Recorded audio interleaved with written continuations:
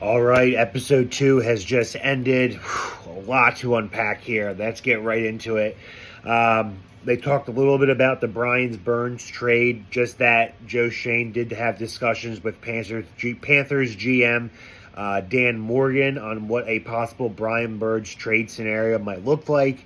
In episode 1, you saw Dan Morgan express 2 ones, might get the job done. Then as the combine got a little bit closer, they were thinking possibly maybe 2 twos and something down the line, say 2027, 2028. So that was interesting. Shane Bowen liked the idea.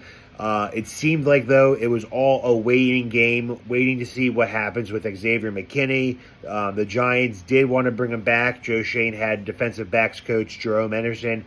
And I guess in episode 3, we'll have a sit-down with Xavier to get a feeling of where he is looking towards in free agency. But it pretty much sums up that because we did not spend the money on Saquon, because we didn't spend the money on retaining Xavier McKinney to be a big deal, it opened up the wallet a little bit more and got us Brian Burns. It seemed like it was between Burns and Christian Wilkins, Dexter Lawrence's college teammate from Clemson. But I'm much happier the route that they went with Brian Burns. He is a game changer, a pass rusher freak extraordinaire. And with him and Kayvon on the edge and Dex in the middle, that is just a awesome team, a awesome defensive line. Christian Wilkins would have been nice, but I'm much happier with Brian Burns. I'm guessing in episode 3 they will finalize that trade. What else? Brian Daboll at the Combine explained to everyone he strongly believes that he was able to run a 40-yard dash in under 7 seconds. That wasted about 10 minutes of talking. Brian Daboll back in the Combine, very heavy still now. He looks great, very Ozempic-like. I believe that's what he was on. Nope, not judging, but you can tell he definitely did something to lose all that weight that quickly. But Saquon Barkley, the biggest story that is now blowing up all over Twitter, and it still has not even fully processed in the show yet. I'm assuming episode 3 will bring everything to light. But they did show a conversation with Joe Shane and first Barkley's agent. Barkley's agent seemed very understandable on the outcome, on the legacy aspect of it, on the possibility of Saquon wanting to be a Giant for life, being up there in the Ring of Honor for maybe even 2 more years. That's all it would have taken him to play 2 more years as a Giant, and he would have been enshrined in the Ring of Honor forever and forever moralized as a Giants great.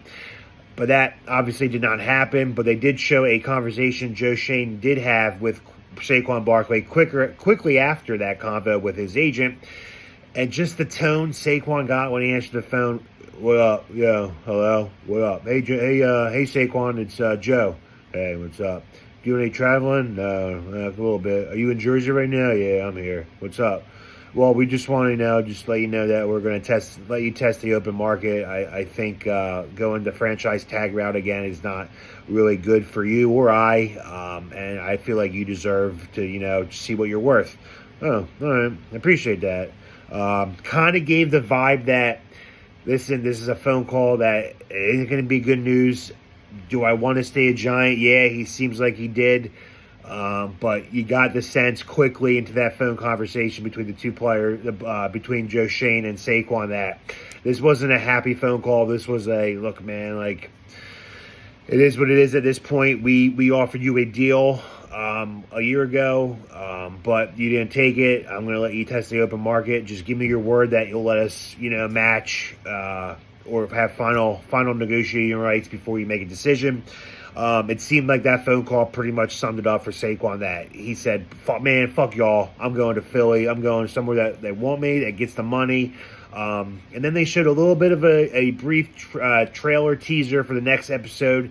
Joe Shane was on the phone with someone discussing that he offered Saquon a 3-year, $12.1 AAV million deal in 2023 that he turned down, which brings me to, let's circle back real quick.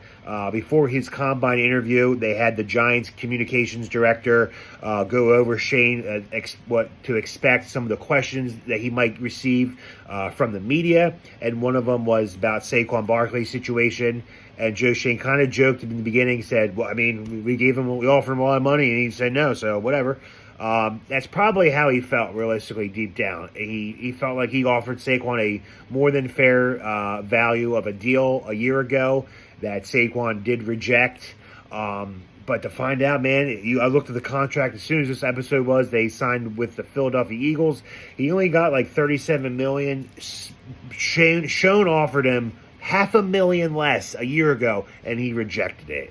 I guess he thought he was going to get more. It was funny that when they did talk, Chris Rossetti and Joe Shane talked about the email they got explaining the salary cap increase for the year. That Rossetti kind of joked with Shane, saying, "Hey, looks like 26 is going to be expecting Jonathan Taylor money now." It made you think that these guys knew that they had no intention, no interest in re-signing Saquon Barkley. It sucks. I loved him as a Giant, but, feelings only last forever, don't last forever, and now he's an Eagle, so it's fuck you, Philly, it's fuck you, Saquon. But I get how it went down.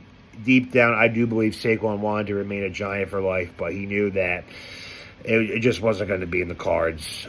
Those are my thoughts. Let me know if I missed anything in the episode. Sorry this video got kind of a little long, but I just wanted to give my opinion on episode 2.